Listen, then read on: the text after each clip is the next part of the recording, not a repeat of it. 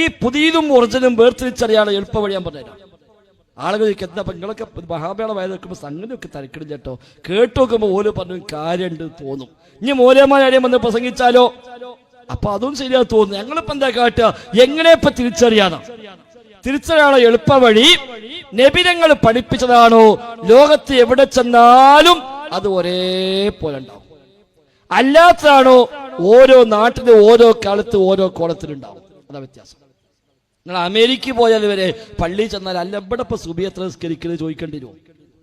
ഇല്ല, അവിടെ സുബഹി 2 തന്നെയാണ്, ഇവിടെ 2 തന്നെയാണ്. അവിടെ സുബഹിക്ക് മുമ്പ് സുന്നത്തുണ്ടോ ഇല്ലേ അവിടെ ചോദിക്കേണ്ട ആവശ്യമുണ്ടോ? ഇല്ല. അത് ലോകത്തെല്ലായിടത്തും ഒരേപോലെ. എന്തേ കാരണം? അത് നബിതങ്ങൾ പഠിപ്പിച്ചതാണ്. ഞങ്ങൾ ഇവിടുന്ന് വിട്ട് ബാലപ്പിക്കാണ്ട് മുഹീദ്ദീൻമാല ചോദിച്ചു നോക്കാണ്. എന്ത് മുഹീദ്ദീൻമാല, എന്ത് മുഹീദ്ദീൻമാല, എന്ത് കുത്തുബിയ്യത്ത്? ആർക്കേ കുത്തുബിയ്യത്ത് പരിചയമുള്ളത്? നമ്മൾ തമിഴ്നാട്ടിൽ നിന്നായിട്ട് ഇവിടെ ഇങ്ങനെ പ്രചരിച്ചു എന്നല്ലാതെ തമിഴ്നാട്ടിൽ നിന്ന് ദീൻ വരുന്നുണ്ട്, വില കൊടുത്തുണ്ട്.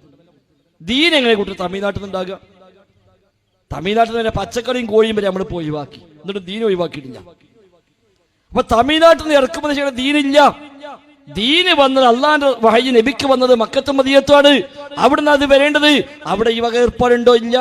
ഇപ്പൊ പറയാ അവിടെ വഹാബികൾ ഭരിക്കല്ലേ എന്നാ. ആയിക്കോട്ടെ, സ്വഹാബികൾ ഭരിച്ച കാലത്ത് വന്നിട്ടുണ്ടോ? സ്വഹാബികൾ ഭരിച്ച കാലത്തുണ്ടോ? ഇല്ലല്ലോ. ഒരു ഖബർ കെട്ടിച്ചെത്തി ജാറമാക്കി മാറ്റി അവിടെ ആണ്ട് നേർച്ച നടത്തി, അവിടെ ജാറം മൂടി, അവിടെ പണമെറിഞ്ഞ് നേർച്ചപ്പെട്ടി വെച്ച് അങ്ങനത്തെ ഏർപ്പാടുണ്ടോ അവിടെ? ഇല്ലല്ലോ. ഞാൻ